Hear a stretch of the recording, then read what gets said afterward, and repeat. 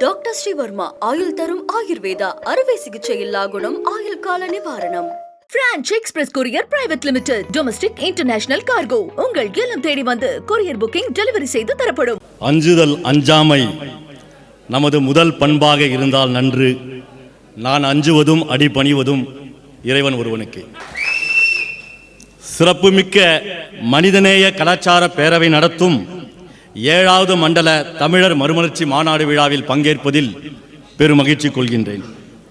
இந்த வாய்ப்பினை நல்கியிருக்கின்ற பாசத்திற்கும் மரியாதைக்குரிய மனிதநேய ஜனநாயக கட்சியின் தலைவர், முன்னாள் சட்டமன்ற உறுப்பினர், இளம் போராளி, மதிப்பிற்கும் மரியாதைக்குரிய திரு தமீமுன் அன்சாரி அவர்களே, வணிக வித்தகர், மனிதநேயம் என்ற சொல்லுக்கு நிகரானவர், TVS Haidar group doctor S M. Haidar Ali அவர்களே, மற்றும் இந்நிகழ்ச்சியில் சிறப்பு விருந்தினராக வந்துள்ள முக்குளத்தூர் புலிப்படை கட்சியின் நிறுவன தலைவர், முன்னாள் சட்டமன்ற உறுப்பினர், திரைப்பட நடிகர், சமுதாய போராளி, மதிப்பிற்குரிய திரு சேது கருணாஸ் அவர்களே, ஏன்னா அவருக்கு சேது என்ற பெயர் இணைக்கப்பட்டதால் சற்று ஒரு நிலை இருந்தது, மற்றும் இந்நிகழ்ச்சியில் பங்கேற்றக்கூடிய திராவிட கட்சி, திராவிட அமைப்புகள் போன்ற மற்றும் அது மட்டும் இல்லாமல் நாம் தமிழர் கட்சி, தமிழக வெற்றி கழகம், அதிமுக, திமுக என்ற பல்வேறு கட்சி சார்ந்தவர்களும் இங்கே இணைந்துள்ளார்கள். அவர்கள் அனைவருக்கும் நான் மிகவும் மதிப்புடன் வரவேற்கிறேன். மற்றும் இந்நிகழ்ச்சியில் வந்துள்ள அனைவருக்கும் என்னுடைய அன்பார்ந்த நன்றிகளையும் வாழ்த்துக்களையும் வணக்கத்தையும் தெரிவித்துக் கொள்கின்றேன். நாம் இந்தியாவில் இருக்கும் போது ஒன்றுக்கொன்று பல கருத்து முரண்பாடுகளும் கொள்கையாலும் நாங்கள் விமர்சனங்கள் முன்வைத்தாலும் இங்கு இந்த நிலையில் இந்த இடத்தில் வரும்போது ஒரு தாய் மக்களாக ஒன்றுபட்டு நாம் அரவணைத்து ஒன்று கூடி இருப்போம். அதில் மாற்று கருத்து அல்ல, அங்கு கருத்து யுத்தம். இங்கு நாம் அனைவரும் ஒரு தாய் மக்கள் தான். என்னை பொறுத்தவரைக்கும் நான் யார் என்றால் ஒரு துப்புரவு தொழிலாளி. ஏனென்றால் அரசியல் என்பது ஒரு சாக்கடை. அந்த சாக்கடை சுத்தம் செய்யும் போது அந்த அசுத்தம் என் மீது விழுகின்றது. இதனால் சில பேர் என்ன கேட்கின்றார்கள் என்றால், இவர் கேட்கக்கூடிய கேள்விகளும் தோரணங்களும் பார்க்கும்போது மிகவும் கடுமையாக இருக்கின்றது என்று. கடுமையாக இருக்கின்றது என்றால் அரசியல் என்ற சாக்கடையில் அந்த சாக்கடை என் மீது படுவதால் அது வெளித்தோற்றத்தில் அவ்வாறு தெரிகின்றது. நேயம் என்ற சொல்லுக்கு அன்பு என்று பொருள். மனித நேயம் என்ற சொல்லுக்கு மனிதர்கள் மற்ற மனிதர்கள் மீது அன்பு காட்டும் பொருள். ஒவ்வொரு மனிதனுக்கும் தன்னுடைய வாழ்க்கையில் தன்னுடைய குடும்பம், உற்றார், உறவினர் போன்ற தொடர்புடையவர்களோடும் தொடர்பில்லாத மற்றவர்களோடும் பழகும் வாய்ப்பு இயற்கையாகவே அமைகிறது. ஆனால் இங்கு இருக்கக்கூடிய அனைவரும் தொடர்பு உள்ளவர்களும் தொடர்பு இல்லாதவர்களும் ஒன்று கூடி ஒரு தாய் மக்களாக இருக்கின்றனர். இங்க மனிதநேயம் என்ற சொல் ஒரு கட்சி தலைவராக இருந்தாலும் சரி, ஆட்சி அதிகாரத்தில் உள்ளவராலும் சரி, உயர் பதவியில் இருந்தவராலும் சரி, அவர்கள் எல்லோருக்குமே மனிதநேயம் இருக்க வேண்டும். மனிதநேயம் அவசியம். மனிதநேயம் இறைவனுக்கு பிடித்த ஒரு மிகப்பெரிய ஒரு நிலைப்பாடு, ஒரு சொல்லாடல். அந்த நிலை எல்லோருக்கும் வேண்டும். ஆனால் ஆட்சி அதிகாரத்தில் உள்ளவர்களுக்கு எவ்வித சாதி, மத, இன பேதமின்றி, எந்த ஏற்றத்தாழ்வு இன்றி அனைவருக்கும் நான் பிரதமராகவும் முதல்வராகவும் இருக்கின்றோம் என்ற எண்ணம், சிந்தனை இருந்திருக்க வேண்டும். அப்படிப்பட்டவர்கள் ஆட்சியை சீராக சிறப்பாக செயல்படுத்த முடியும், செயலாற்ற முடியும். ஏனென்றால் சுதந்திரம் என்பது நம்முடைய விருப்பம் போல, நம்முடைய மனநிலைக்கு ஏற்றது போல செயல்படுவது அல்ல. எதை செய்தாலும் சரியாக செய்ய வேண்டும், அதுதான் சுதந்திரம்.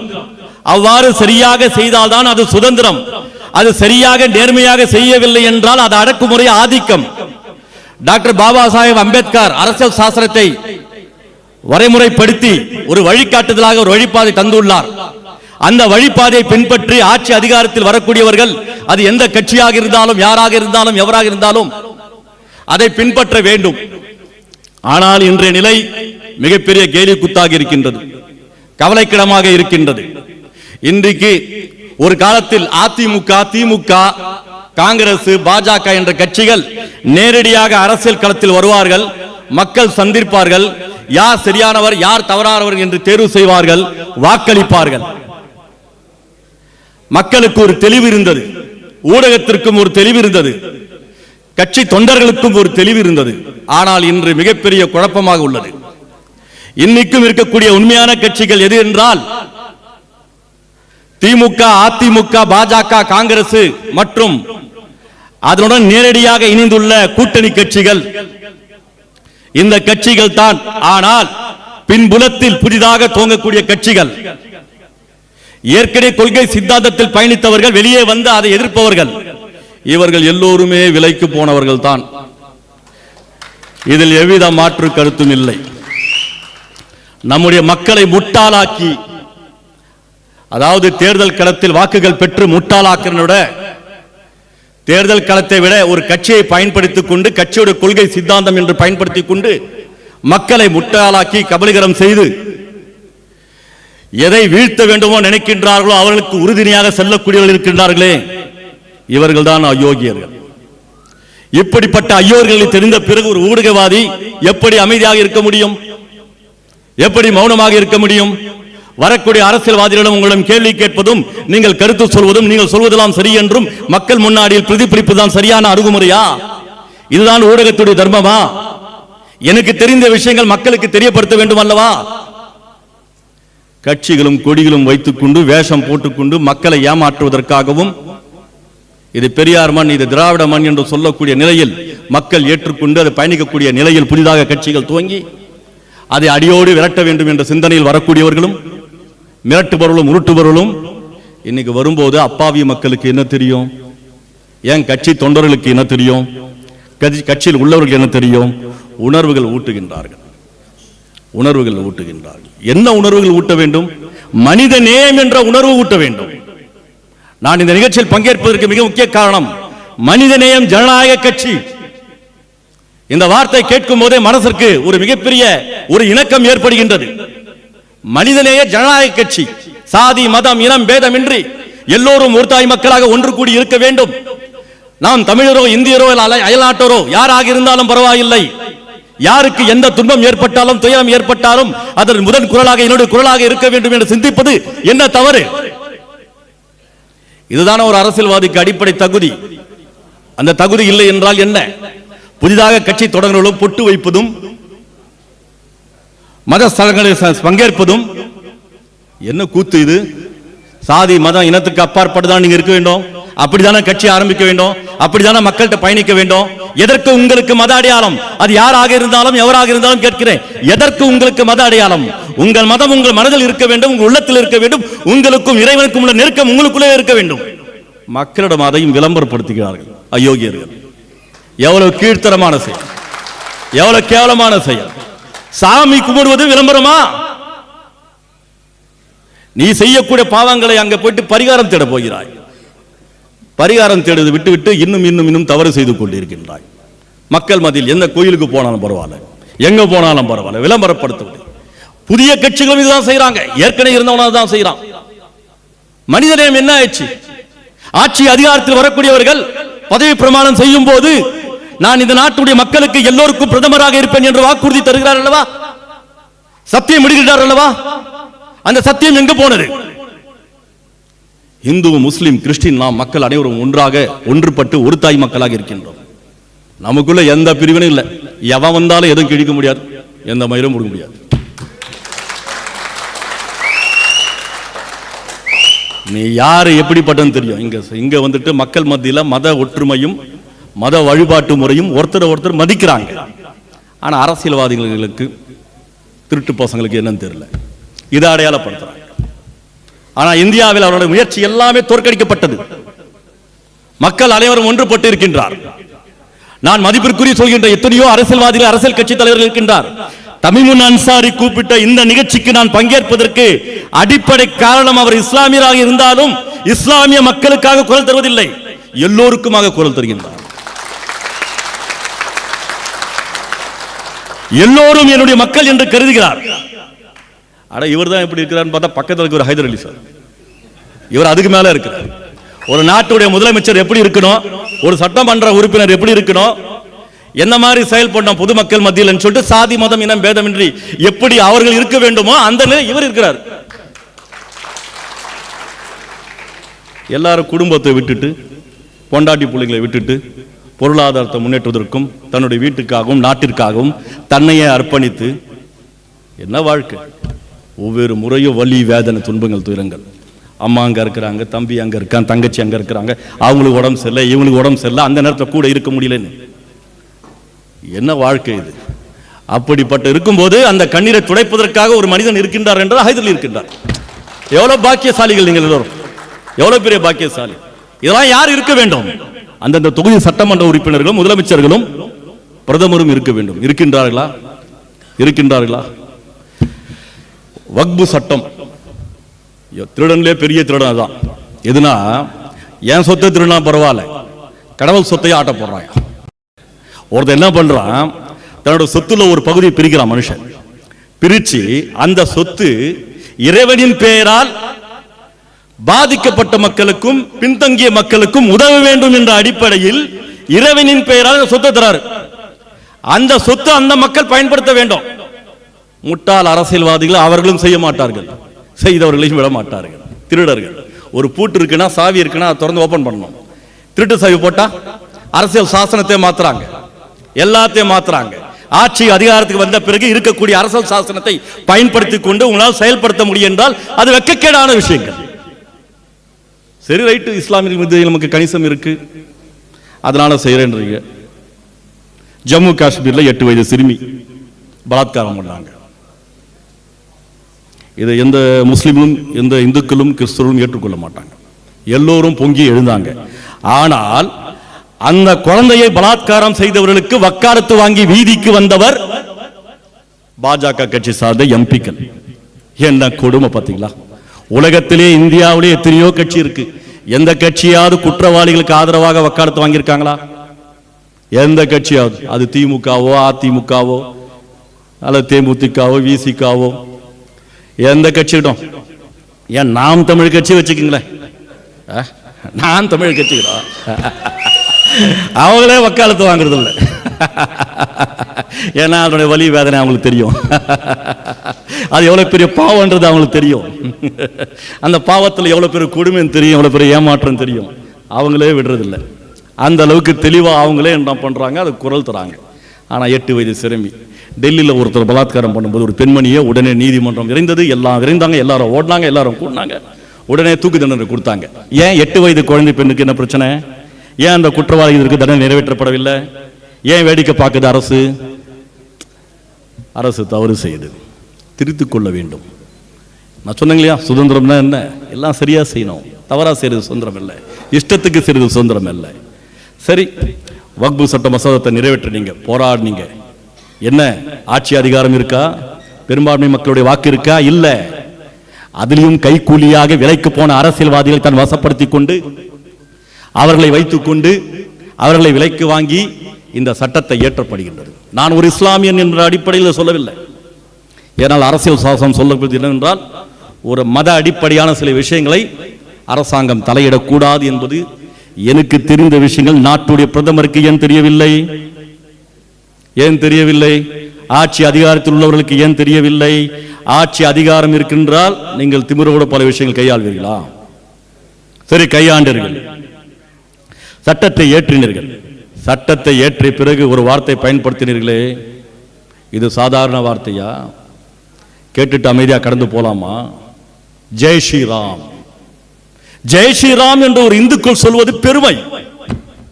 ஏனென்றால் அது அவருடைய மத சார்ந்த விஷயங்கள், கோஷங்கள் இருந்தாலும் நாம் அதை வரவேற்கிறோம். அதில் மாற்று கருத்தே இல்லை. மாற்று மத மக்களுடைய சமூகங்களை, சிந்தனைகளை, கடை வழிபாடுகளை மதிக்க வேண்டும். இதுதான் நமக்கு எல்லா மதங்களும் சொல்லித் தரக்கூடிய விஷயங்கள். அமீர்களுக்கு எதிராக செயல்படுகின்றோம், நாம் இந்துக்களுக்கு எதிராக செயல்படுகின்றோம், நாம் கிறிஸ்தவர்களுக்கு எதிராக செயல்படுகின்றோம். நாங்கள் டாக்டர் பாபா அம்பேத்கர் அவருடைய செயல்பாட்டுடைய அரசியல் சாசனத்துக்கும் எதிராக செயல்படுகின்றோம். நாம் யாரையும் மதிக்கவில்லை என்ற அடிப்படை தத்துவத்தை வெளிப்படுத்துகிறார்கள். எவ்வளவு பெரிய கொடுமை இது! அரசியல் சாசனத்தை மக்களை மதிக்கல, மக்களுடைய உணர்வுகளையும் மதிக்கல, யாருமே மதிக்கல. அதிகாரம் இருந்தால் ஆட்டம் போடுவீங்களா? இதே ராமர் கோயில் விஷயத்தில் கரசேவர்கள் போகும்போது நீதிமன்றம் வேண்டாம் என்று தடுத்து நிறுத்தும் போது, கட்டளையிடும் போது அங்கு வாக்குறுதி கொடுத்து நாங்கள் கரை செய்ய மட்டும் தான் செய்வோம், மசூதி எடுக்க மாட்டோம், அங்க எந்த குழப்பத்தை ஏற்படுத்த மாட்டோம் சொல்லி வாக்குறுதி கொடுத்தவர்கள் அதுக்கப்புறம் என்ன பண்ணாங்க? என்ன நடந்தது? கூத்து இதெல்லாம் முடிஞ்சிச்சு. அதுக்கப்புறம் நீதிமன்றத்தோட தீர்ப்பு எப்படி இருந்துச்சு?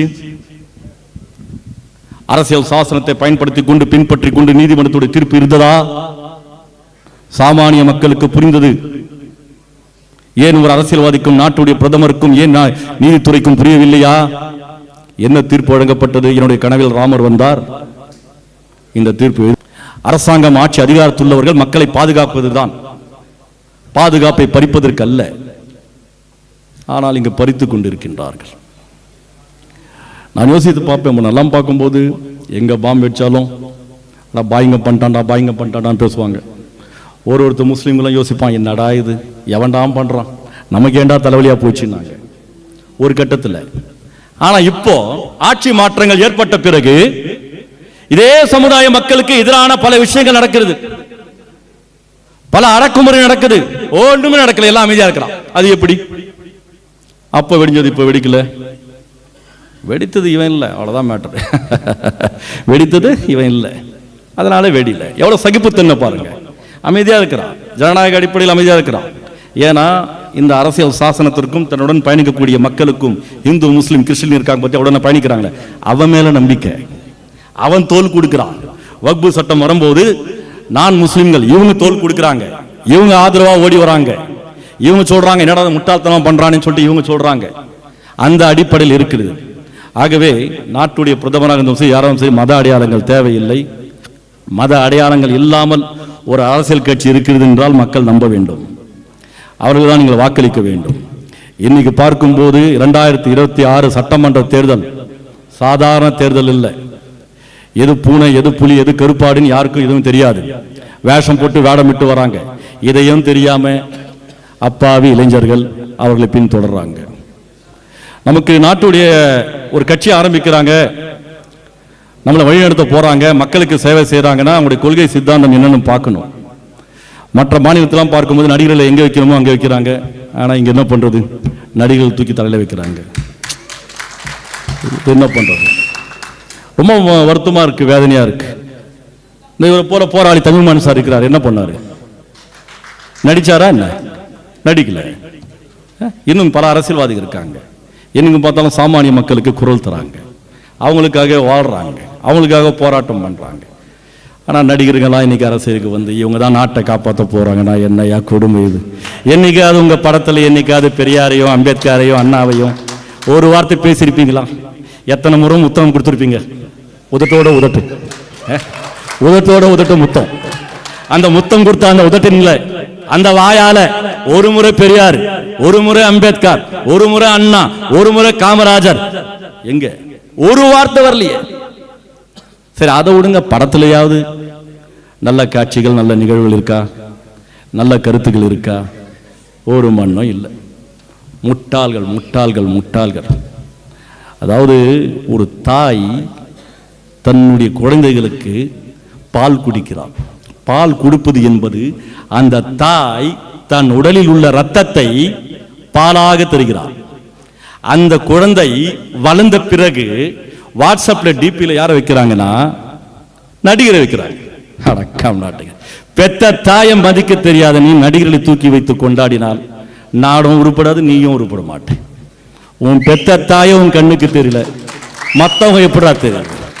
மத்தவங்க எப்படா தெரியாது? வேடந்தாங்களா இருக்காங்க, கேலி கூத்தா இருக்கு, நடிகங்க பின்னாடி போறாங்க. மதிப்பிற்குரிய நடிகர், நடிகர் சொல்ற வார்த்தை புரிஞ்சுங்க. நடிகர் கருணாஸ் அவர்களும் இருக்கிறார், நடிகர் கருணாஸ் இருக்கிறார். அவரு நடிச்சாரு, எங்க நடிக்கணுமோ அங்க நடிச்சாரு, துடிச்சாரு, எங்க வெளியே வந்து துடிக்கணுமோ அங்க துடிச்சாரு, எங்க எதை பேசணுமோ அதை பேசினாரு. நடிப்பு துறையில கலைத்துறையை சார்ந்தவர் நடிகர் விஜய் வந்துட்டாரு, இல்ல இவர் வந்துட்டாரு, அவர் வந்துட்டாரு, பின்தொடரல. அட போயா, நடிகனை பத்தி எனக்கு தெரியாதா? நானே ஒரு நடிகன். நடிகனை பத்தி எனக்கு தெரியாது, நானே ஒரு நடிகன். நான் நடிக்காததான் நடிக்க போறான் அப்படின்னாரு. வெளிப்படையா பேசாரு. ஒரு சமுதாயத்துக்காக ஒரு கட்சி ஆரம்பிச்சாரு. அந்த சமுதாயத்து மக்களுக்காக மட்டும் பேசலாம். அவரு சமுதாயத்துக்கும் அந்த சமுதாயத்துக்கும் குரல் தருவதற்கும் கட்சி ஆரம்பிச்சு அனைத்து சமுதாய மக்களுக்காக பேசுறார். ஆமா, மாட்டுக்கறி, ஜல்லிக்கட்டு, எந்த விஷயம் இருந்தாலும், எந்த ஒன்றிய அரசுடைய அடக்குமுறை வந்தாலும் வெளிப்படையா களத்தில் இறங்கினார். ஆனால் அவர் பிழைக்க தெரியாது. இவர் இது 3 பேர் இருப்பாங்க, தனியரசு, கருணாஸ் சாரு, தமிழ்மான் சார், 3 பேரும் பழக்க தெரியாது. ஒன்னா இருந்தாங்க, ஒன்னாவே இருக்கிறாங்க. எல்லாம் ஒரே கிளாஸ், ஒன்னா படிச்சாங்க, ஒரே பெஞ்சு, அப்படியே இருக்கிறாங்க. ஏன் பழக்க தெரியாதவங்கன்னா நடிக்க தெரியாதுங்க. ஏன் நடிக்க தெரியாதவங்கன்னா ஏமாத்த தெரியாதுங்க. ஏன் ஏமாத்த தெரியாதுங்கன்னா மக்களுக்கு போலி வாக்குறுதி கொடுத்து ஏதாவது வசப்படுத்தி ஏமாத்தி பண்ணன்னு தெரியாது. நேற்று வந்த நடிகர்லாம் நடிக்கிறான், இவர் நடிக்க தெரியல. இவர் நடிகரே இல்லை, நடிகர் படிப்பதற்கு லாய்க்கே இல்லை இதை பொறுத்த வரைக்கும். ஏன்னா நேற்று வந்தவங்களாம் நடிக்கிறாங்க. என்ன நடிக்கிறாங்க? சினிமாவில் நடிச்சப்போ வெளியே நடிக்கிறாங்க. அப்படி இருக்கும்போது இவர் இப்படி இருக்கிறார். ஒன்றும் புரிய மாட்டேன் நாடு. நான் ஒன்னே ஒன்று சொல்றேன், இந்த இளைஞர்கள் சொல்றேன், பெற்றவங்களுக்கு சொல்றேன், சகோதர சகோதரிகளுக்கு சொல்றேன், தயவுசெய்து சொல்றேன், நீங்க சாதாரணமா கடந்து போவாதீங்க. ஒரு மிகப்பெரிய ஆபத்து நம்மை சூழ்ந்து கொண்டிருக்கு. நீங்க உங்க பிள்ளைங்களை டாக்டர் ஆக்கணும், கலெக்டர் ஆக்கணும் நினைச்சீங்களா? உயர்வான இடத்துக்கு கொண்டு போன நினைச்சீங்களா? அது நீங்க நினைச்சீங்கன்னா இன்னொன்னு சேர்த்துக்குங்க, நடிகர்கள் பின்னாடி போக கூடாதுன்னு சொல்லிடுங்க. நடிகர்கள் பின்னாடி போக கூடாது, அது போலி, அது முற்றிலும் போலி. 100 பேர் அடிப்பான், நிஜத்தை அடிப்பானா? ஆட்டம் பாட்டம் போடுவான், ஸ்டெப்பை கத்துன்னு போடுவான், தனியா போட முடியுமா? முடியாது. அப்படிப்பட்ட நடிகர் வந்துட்டு எல்லாமே நடிப்புனா அரசியல் மட்டும் எப்படி இருக்கும்? சரி ரைட்டு, ஒரு நடிகர் கட்சி ஆரம்பிக்க வந்துட்டாரு, எதுக்காக வந்தாருப்பா? டைரக்டா முதலமைச்சர் ஆயிடும். சரி ஆயிடுப்பா. இந்த மக்களுக்காக என்ன பண்ண? நீ எப்போ குரல் கொடுத்த? எப்போ பேசுன? எப்போ பேச? நான் ஒரு விஷயம் சொல்றேன், நாம் மனிதர்களாக வாழ வேண்டும், மனித நேயத்தோடு வாழ வேண்டும், மனித உணர்வோடு வாழ வேண்டும், மனிதர்களை மதிக்க வேண்டும். நீ தமிழன், நான் தெலுங்கா, நீ கன்னடக்காரன் நான் சொன்னேன்னுச்சுங்க, திருப்பி அடிங்க. அப்படி திருப்பி அப்படி அடிங்க. ஏன்னா நம்ம எல்லாருமே ஒரு தாய் மக்கள், உடன்பிறப்புகள். அது அது அங்க இருக்கவனுக்கு புரியாது, ஆனா உங்களுக்கு புரியும். நான் சொல்லக்கூடிய கருத்து உங்களுக்கு புரியும். ஒரு நாள் ஒரு உணர்வை, ஒரு மொழியை வைத்து ஒருத்தன் பேசுறான் பாரு, அவனை வந்து இங்க வேலை செய்ய சொல்லும் பார்க்கலாம். இங்க வந்து வேலை செய்ய சொல்லி பார்க்கலாம். ஒரு அயல் நாட்டில் வந்துட்டு பெத்தவங்களையும் குடும்பத்தையும் விட்டுட்டு வந்து வேலை செய்ய சொல்லி பார்க்கலாம். இங்க வந்து சொல்லிட்டோம், எனக்கு மொழி உணர்வு, இன உணர்வு, நான் இப்படிதான் இருப்பேன்னு பேசிட்டோம். இன உணர்வு வேண்டும், மனித உணர்வோடு வேண்டும். அதுதான் மகத்தான உணர்வு, அதுதான் உயர்வான உணர்வு. எப்போது நீ தமிழன் தெலுங்கன் என்று பேசுகின்றாயோ, எப்போ வேற்றுமையை உருவாக்குகின்றாயோ, அப்போது தாழ்ந்தவன் உயர்ந்தவன் என்ற ஒரு நிலையை நீ கொண்டு வருகின்றாய். சாதி பாகுபாடுக்கும் இந்த பாகுபாடுக்கும் என்ன வித்தியாசம்? என் பொண்டாட்டி பிள்ளைங்க என் குடும்பம்ன்றது எனக்கு பெருமை, அவங்களுக்காக உழைக்க வேண்டும் என்பது எனக்கு பெருமை. அடுத்தவனை தாழ்வான நினைக்கிறது எனக்கு என்ன பெருமை? நான் ஏன் அவனை தாழ்வான நினைக்கணும்? அவன் என் சகோதரன் இல்லையா? என் கூட தான் பிறக்கல, ஆனா மனிதம் என்ற இனத்தில் ஒன்றுபட்டு தானே பிறந்தான். ஈழத்தில் பிரச்சனை நடக்கும் போது இறந்தவன்லாம், தீக்குளிச்சு இறந்தவன்லாம், அவன் தமிழன் தெலுங்கு மலையாளம் பிரிச்சு பாரு, பிரியம் பார்க்கலாம், பிரிக்க மாட்டான். ஏன் சொல்றேன்னா, அந்த வேற்றுமை இருக்கக்கூடாது. நான் மனிதனே ஜனநாயக கட்சிக்கு ஆதரிப்பதற்கு ஒரே ஒரு காரணம், நான் எந்த அரசியல் கட்சியும் ஆதரிக்கவில்லை. அந்த தத்துவம், அந்த கருத்து எனக்கு பிடிச்சிருக்கு. எனக்கு பிடிச்சிருக்குன்னா நான் உண்மையான மனிதனாக இருக்கின்றேன், மனுஷனை நேசிக்கிறேன். அந்த பக்குவம் பிடிச்சிருக்கு. டிவிஎஸ் ஹைதர் குரூப் அவர்கள் இந்த விழாவை நடத்தும் போது எனக்கு பிடிச்சிருக்கு. ஏன்னா அவர் நடைமுறையில் நடந்திருக்கிறாரு. இந்த மாதிரி ஆட்கள் கூட பழகும் போது நமக்கு என்ன தெரியுமாவும், நம்மளை அறியாமலே ஒரு வைப்ரேஷன் வரும். அட இப்படி தான் வாழணும், இப்படி தான் இருக்கணும். நாளைக்கு நீங்க சம்பாதிப்பீங்க, நாளைக்கு நீங்க ஒரு செல்வந்தரா வருவீங்க, நாளைக்கு நீங்க ஒரு கோடீஸ்வரா வருவீங்க. அப்போ திரும்பி பார்க்கும்போது உங்களுக்கு ஹைதர் அலி ஞாபகம் வருவார். வாழ்ந்தா இப்படி தாண்டா வாழணும், இதுதான்டா வாழ்க்கை, இப்படி தாண்டா வாழ்ந்தாங்கன்னு. ஆனால் நீங்கள் எப்படி வாழ்கிறீங்க, எப்படி பாருங்க? கட்சி துண்டு ஒரு போட்டுக்கிறீங்க, தலைவான்றீங்க. அவர் இப்படின்றாரு, என் நெஞ்சுக்குள்ளேன்றாரு.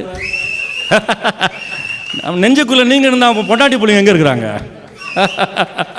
அவர் நெஞ்சுக்குள்ளே நீங்கள் இருந்தீங்கன்னா அவங்க பொண்டாட்டி பிள்ளைங்க இருப்பாங்க. என் நெஞ்சுக்குள்ளே என் குடும்பம் தான் இருக்குது. எனக்கு ஏதாவது ஆச்சுன்னா நாளைக்கு அவங்களுக்கு என்ன அவன் யோசிப்பேன். தமிழ்மண் சரியா? நான் இவர் கட்சிக்காரர், இவர் யோசிப்பார் நெஞ்சுக்குள்ள, இவர் யோசிக்கலாம் சமுதாயம் பாதிக்கப்படுதுன்னு. ஒரு அரசியல்வாதினா குடும்பத்தை மறந்து, எல்லாத்தையும் மறந்து மக்களுக்காக அர்ப்பணிக்கணும். அர்ப்பணிக்கிறவன் தான் உண்மையான அரசியல்வாதி. இந்த சும்மா வந்துட்டு வேனில் ஏறிக்கிட்டு கை ஆட்டிக்கிட்டு தனி ஃப்ளைட்டில் வந்துக்கிட்டு சுகமாக வாழ்ந்துக்கிட்டு அது இல்லை. மக்களோட பங்கேற்கணும், மக்களோட இணைந்திருக்கணும், மக்களோட பிரச்சனைகளை பேசணும். அப்படி தான் இருக்கணும். அப்படி இருந்தால் தான் உண்மையான அரசியல்வாதி. நான் மறுபடியும் சொல்கின்றேன், எல்லோரும் சொல்கிறேன், உங்கள் பிள்ளைகள் அனந்தமிகள் சொல்லுங்கள், இந்த நடிகரோட சவகாசம் இருக்கக்கூடாது. அது இருக்கட்டும், படம் பார்க்கட்டும், ரசிக்கட்டும், என்ஜாய் பண்ணிட்டோம், அதோட போட்டோம். ஆனால் இவன் தான் நாட்டை காப்பாதான் சொன்னானா திருப்பி அடிங்க. நமக்கு எந்த வேற்றுமே இல்லை, மனித நேயத்தோடு வாழணும். இந்த உலகத்தில் ஒரே இறைவன் தான். நீங்க எப்படின்னா வணங்குங்க, யாரன்னா வணங்குங்க, எந்த மதம் சொல்லிக்குங்க. ஆனால் இந்த உலகத்தை முழுமையாக ஆட்டி படைக்கிறவன் ஒரே இறைவன் தான்.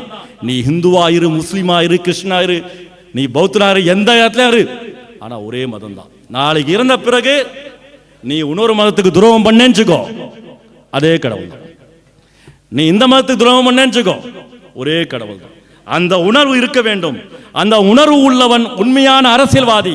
அப்படி உணர்வு உள்ளவன் பிரதமராக இருந்தால் இந்த பாகுபாடெல்லாம் இருக்காது, இந்த பிரச்சனையே இருக்காது. என்னைக்கா சொல்றேன் கேட்டுங்க, இத்தனை வெளிநாட்டில இருந்து வந்தீங்களா இருக்கிறீங்க, நீங்க குடும்பத்தை விட்டு இருக்கிறீங்க, உங்களுக்கு என்ன தலையெழுத்தா? நீங்க இருக்கக்கூடிய வாழக்கூடிய இடத்துல அந்த அரசாங்கம் எப்படி இருக்கு, அந்த மக்களை எப்படி பார்க்கறாங்க? நமக்கு என்ன சாபக்கேடா? சுதந்திரம் பெற்றோம், எல்லாம் பெற்றோம், அதை பெற்றோம், இவ்வளவு பெரிய சிலையை கட்டுறோம், அதை கட்டுறோம், இதை கட்டுறோம், கோயிலை கட்டுறோம், என்ன பிரயோஜனம்? உங்க குழந்தைகளுக்கு இலவசமான கல்வி கிடைக்குதா? மருத்துவம் கிடைக்குதா? கிடைக்குதுன்னா தமிழகத்தில் கிடைக்குது. ஆனால் மாற்றம் வேண்டும். இந்தியாவிலே தமிழ்நாடு முன்னிலையில் இருக்கின்றது. நீ கேள்வி கேட்கலாம், உனக்கு போராடுறதுக்கு பகட அந்த கூட்டணி இருக்கவங்களே என்ன பண்றாங்க? முன்னெல்லாம் ஒரு கட்சியில கூட்டணி அமைச்சிட்ட பிறகு அந்த கட்சியோட கொள்கை சித்தாந்தம் சரியில்லை, செயல்பாடு சரியில்லை, திட்டங்கள் சரியில்லை, அவருடைய அணுகுமுறை சரியில்லை என்று வெளியே வந்து போராட்டங்கள் பண்ணுவாங்க, ஆர்ப்பாட்டங்கள் பண்ணுவாங்க. இப்ப யாருமே பண்றது இல்லை. ஏன் சொல்லுங்க? இங்க நடக்கிற கட்சியில எல்லா கட்சியும் சேர்ந்து இருக்கிறோம். இது தனி ஆட்சி இல்ல. ஒருத்தர் சொன்னார் ஆட்சியில் வந்த பிறகு பங்கு தரேன்னு. இங்க பங்கு ஆல்ரெடி கொடுத்தாச்சு. இங்க ஆல்ரெடி பங்கு கொடுத்தாச்சு. கூட்டணி கட்சிக்கு பங்கு கொடுத்தாச்சு. எந்த திட்டங்கள் செய்தாலும், எந்த செயல்முறை செய்தாலும், எந்த அணுகுமுறை செய்தாலும் கூட்டணி கட்சி என்ன நடக்கும், என்ன சொல்லுவாங்க, அவங்க எதை எதிர்பார்ப்பாங்கன்ற ஒரு நெருடல் ஆளும் கட்சிக்கு இருக்கு. அப்படியே ஒரு திட்டங்கள் ஏதாவது கொண்டு வந்த பிறகு கூட்டணி கட்சிகள் என்ன சொல்வாங்க என்று அதை செவி கொடுத்து கேட்டு அதை மாற்றத்தை கொண்டுவதற்கான தயார் நிலையில் இருக்கின்றார்கள். அதனால ஆட்சியில பங்கெல்லாம் கொடுத்தாச்சு, அதுவும் முடிஞ்சு போயிடுச்சு. ஆட்சியில பங்கு, மக்கள்ல பங்கு எல்லாம் கொடுத்தாச்சு. அதனால இந்த திராவிட கட்சியில் அழிக்கணும் எவனான்னு சொன்னான்னு அவனோட முட்டாள் அயோக்கியம் எவனும் இல்லை. அவனை விட இன்னொருத்துறைக்கு அவனும் இல்லை. நீனத்தை திராவிடத்தை அழிக்கிற, நீ ஒரு கட்சி ஆரம்பி, நான் வளர்வேன்னு சொல்லு, நான் வாழ்வேன்னு சொல்லு, நான் செய்கிறேன்னு சொல்லு. டெல்லியிலிருந்து ஒருத்தர் வராரு, திராவிடத்தை அழிப்பேன். தமிழ் தேசியம் அப்படி பேசாரு, நான் திராவிடத்தை அழிப்பேன். வெற்றி கழகம் அப்படி இப்படின்னு பேசாரு, திராவிடத்தை அழிப்பேன். ஏன் திராவிடத்தை அழிக்கிறீங்க? ஆட்சி அதிகாரத்துக்கு வாங்க, மக்களுக்கு நல்லது செய்யுங்க. நம்ம ஒரு தொழில் செய்கிறோம், இன்னொருத்தனை அழிப்போன்னு சொல்லுவோமா? நம்ம ஒரு வீடு கட்டுறோம், பக்கத்து வீட்டை இடிப்போன்னு சொல்லுவோமா? என்னடா முட்டாள் கூத்தா இருக்கு, ஏன்டா அழிக்கிறீங்க? எம்ஜிஆரை கைது செய்யும் போது இதை எஸ்.எஸ். சந்திரசேகர், விஜயோடைய அப்பா, நீதிக்கு தண்டனைன்னு ஒரு படம் எடுத்தார், எதிர்ப்பு தெரிவிச்சு. இதே எஸ்.எஸ். சந்திரசேகர் எடுத்த பல படங்களுக்கு கலைஞர் கதை எழுதியிருக்கிறார். என்ன வரலாறு? எல்லாம் அனுபவிச்சிடுது, ஏறி வந்துடுது, ஏறினையே எட்டி உதைக்கிறது, இப்படி ஆகிப்போச்சு நாடு. அதனால் மக்கள் மத்தியில் சொல்கிறேன், வெளிநாட்டில் உள்ளவர்களுக்கு உங்களுக்கு புரியும். நான் இந்த விஷயங்கள் அங்கே போய் பேச எவனுக்கு புரியாது. எல்லாம் மூலச்செலவு செய்யப்பட்டிருக்கு, எவனுமே கேட்க மாட்டோம். ஆனால் நீங்கள் தெளிவாக இருக்கிறீங்க, உங்களுக்கு எல்லாமே தெரியும். உங்கள்கிட்ட மனித நேயத்தை தவிர ஒன்றுமே இல்லை, ஒன்றுமே இல்லை. பக்கத்தில் சொந்த பந்தத்தில் ஒருத்தன் அடிப்பட்டு காயப்பட்டு ஒருத்தன் அவதிப்பட்டாலும் சொந்தக்காரன் கண்டுக்க மாட்டான். ஆனால் நீங்கள் பக்கத்தில் ஒருத்தன் இவன் சொந்த பந்தம் எதுவுமே இருக்க மாட்டான், ஆனால் நம்ம கூட பயணிக்கிறான்னு உடனே குரல் தரீங்க, உடனே ஓடி நிற்கிறீங்க, எல்லாமே செய்கிறீங்க. மனித நேயம் இங்கே தான் இருக்குது. பாலைவனத்தில் மனித நேயம் மலர்ந்துருக்கு. பாலைவனத்தில் ஒரு புல்லு கூட மலராது, ஆனால் இங்கே மனித நேயம் மலர்ந்திருக்கு.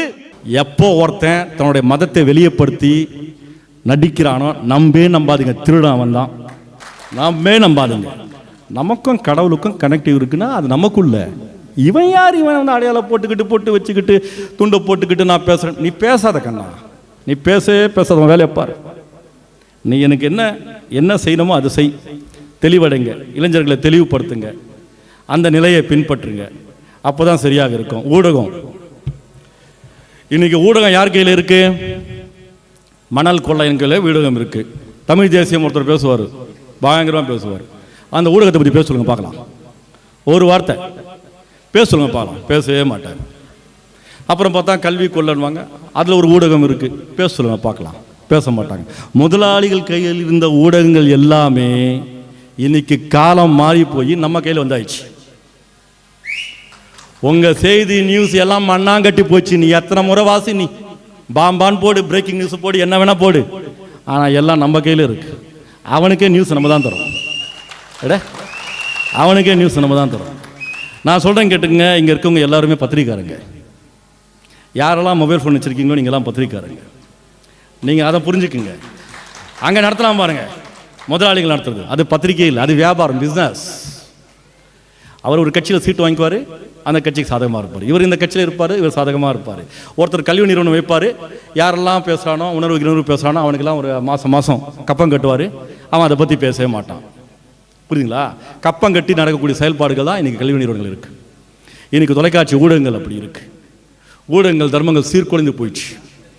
நான் பாருங்கள், யோசிச்சு பாருங்கள். இதுக்கு முன்னே நேர்காணல் பண்ணுறவங்க எல்லாருமே ஒரு விஷயம் பேசும்போது, ஒரு நேர்காணல் செய்யும்போது, ஒரு கேள்வி கேட்கும்போது அந்த துறையை சார்ந்தவர்கள் பார்ப்பார்கள், மற்றவங்க பார்க்க மாட்டாங்க. அட போடா அவன் கத்தினே இருப்பான். நம்மளே போய் பார்ப்பீங்க டிவியில் பார்த்தீங்கன்னா, அட போடா அவன் கத்தினே இருக்கிறான், விட்டுருவோம். ஆனால் அந்த ஊடகங்கள் எந்த மொழியில் மக்களிடம் போயிட்டு அந்த செய்திகளை சொல்ல வேண்டுமோ அந்த அடிப்படையில் சொல்லவில்லை. நான் சொல்லக்கூடிய விதம் நையாண்டி, நக்கல், ஃபைட்டு எல்லாமே இருக்கும். புரியுதுங்களா? காரியம் துப்பிக்குவோம், கட்டியும் அணைச்சிக்குவோம், போடா மயிர்னு பேசிக்குவோம், வா தலைவர்னு பேசிக்குவோம். அதெல்லாம் எங்களுக்குள்ள. ஏன்னா அவனும் யோகியம் இல்லை, நம்ம மட்டும் எப்படி யோகியம் இருக்க முடியும்? முதல்ல அரசியல்வாதிகள் யோகியமாக பேசிட்டோம், அப்புறம் நம்ம பேசலாம். அரசியல்வாதிகள் யோகியமாக ஒழுக்கமாக பேசின பிறகு நம்ம பேசலாம். அரசியல்வாதிகள் தரங்கட்டு பேசும்போது அவங்களுக்கு அவங்களுடைய பாணியில், அவங்களுடைய மொழியில் தான் பதில் சொல்ல முடியும். அந்த அடிப்படை தான் நான் பதில் சொல்லிட்டு இருக்கேன். அதனால் என்னுடைய பாணி, நான் சொல்லக்கூடிய செயல்பாடுகள், அணுகுமுறைகள் எல்லாமே சாமானிய மக்களிடம் போயிட்டு செய்திகள் சென்று விட்டது, அரசியல் சென்று விட்டது. அதில் நான் வெற்றி பெற்று விட்டேன். கீழ்மட்டத்தில் இருக்கக்கூடியவர்கள், மன்னிக்கணும், கீழ்மட்டம் கீழ் நினைக்காதீங்க, எளிமையாக இருக்கக்கூடியவர்கள், அவர்கள்ட்டையும் அரசியல் போகுது. ரொம்ப லக்ஸூரியாக வாழ்றான் பாருங்க, அவன்கிட்டையும் அரசியல் போகுது. அதனால் அரசியல் சென்றடையுது. நான் இந்த துறைக்கு வந்தது பணம் சம்பாதிப்பதற்காக அல்ல. ஒவ்வொரு முறையும் பல நெருக்கடிகள், பல அழுத்தங்கள். இன்றைக்கெல்லாம் ஊடகம்லாம் பார்த்தீங்கன்னா ஒரு சமுதாயத்துக்காரங்களை எல்லா ஊடகம் வச்சுக்கிறாங்க. அந்த தமிழ் தேசம் ஒருத்தர் பேசுறாருல, அவர் பேசுகிறார், அவர் பேர் என்ன? சரி விடுங்க, அவர் இதுக்கு அவர் பேர். அவரை பற்றி பேசக்கூடாதுன்னு சொல்கிறாங்க. ஏன்னா நாங்கள்லாம் ஒரு சமுதாயம், அவரை பற்றிலாம் பேசக்கூடாது. சரி போயான்னு சொல்லிட்டு தனியாக வந்துட்டேன். தனியாக வந்து ஆரம்பித்து சரி ஒருத்தரோட சேர்ந்து பயணிக்கிறேன். அப்போ கூட அழுத்தம் இருக்குது, நிர்பந்தம் இருக்குது, எல்லாமே இருக்குது, கொலை மிரட்டல் இருக்குது. அந்த அளவுக்கு வந்துட்டாங்க. என்ன பண்ணுறாங்க? கருத்தில் ரீதியாக பேச விட்டுட்டாங்க, கொலை செய்வதற்கு லெவலுக்கு வந்துட்டாங்க, எல்லா எட்டத்துக்கும் வந்துட்டாங்க. பரவாயில்ல, ஒரே மூச்சு போனால் போச்சு மாதிரி ஆயிடுச்சு. பொங்கலுடைய என்ன பண்ண ஒன்று மிஞ்சி போனால் 30 வருஷம் வாழ்ந்து என்ன பண்ண போகிறேன்? அவ்வளோதான். இருந்து மட்டும் என்ன பண்ண போகிறேன்? ஏதோ ஏழ்மையில் கஷ்டப்பட்டு வந்தேன். எங்கள் அப்பா பாய் தொழில். எங்கள் அப்பாவுடைய அப்பா 8 வயதில் எங்கள் அப்பா இருக்கும்போது இறந்துட்டார். அப்புறம் அவர் போலீஸ் ஆஃபீஸராக வந்தார். கஷ்டப்பட்டு குடிசையில் வாழ்ந்தோம், விளக்கில் வாழ்ந்தோம், பெரிய லக்ஸுரி வாழ்க்கை இல்லை. எங்கள் அத்தா தமிழில் பேசுவார், எங்கள் அம்மா உருதுவில் பேசுவாங்க. வேலூர் மாவட்டத்தில் வந்தோம், அங்கே உருது தமிழ் எல்லாம் பேசுவோம். இதுக்கே சொல்லிட்டான், இவன் வந்து தெலுங்கு முஸ்லீமு, இவன் உருது முஸ்லீமுன்னு. இப்போ குப்பை குப்பை குப்பை இப்படியே பேசுகிறப்பா. பார்த்தா அவன் பொண்டாட்டி பிள்ளைங்களாம் தெலுங்குச்சியாக இருக்காங்க. என்ன சொல்கிறது புரியல. முதல்ல நீ சுத்தம் பண்ணுற. அப்படி பிரித்து கஷ்டப்பட்டு வந்து வலி வேதனைகள் உணர்ந்து இந்த நிலைமைக்கு நான் வந்திருக்கேன். நான் என்ன பண்ணுறது? என்கிட்ட என்ன இருக்குது? ஒன்றுமே இல்லை. ஏதோ மக்கள் உணர்வு இருக்குது. மக்களுடைய துன்பங்கள், துயரங்கள் பார்த்துருக்கிறேன், வேதனைகள் பார்த்துருக்கேன். ஒரே முறை ஹாஸ்பிட்டல் போய் பாருங்களேன். இந்த அரசியல்வாதி, இந்த மதம் இதுன்னு பேசலாம் பாருங்கள். அந்த கம்யூனிட்டி பசங்க எல்லாரும் கொண்டு போயிட்டு ஒரு கேன்சர் இன்ஸ்டியூட் போய் விட்டுருங்க. கொஞ்சம் அங்கே இருக்க கேன்சர் நோயால் பாதிக்கப்பட்ட குழந்தைங்களை பார்த்து சொல்லுங்கள். அங்கே இருக்கக்கூடிய டாக்டரை பார்த்து சொல்லுங்க. அவன் எந்த இனம், நீ தமிழ்னா தெலுங்குனா எதுவும் பார்க்குறது இல்லை, எதையும் பார்க்குறது இல்லை, மனிதநேயத்தை பார்க்குறான். புரியுதுங்களா?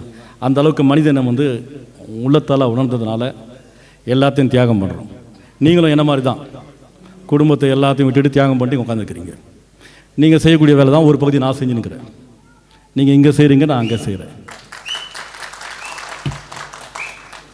ஒரு நாள் வாழணும்னு சொல்லிட்டு டாக்டர்கிட்ட கையெடுத்து கும்பிட்றோம். ஒரு நாள் வாழ்க்கை கொடுங்க சார், ஒரு நாள்.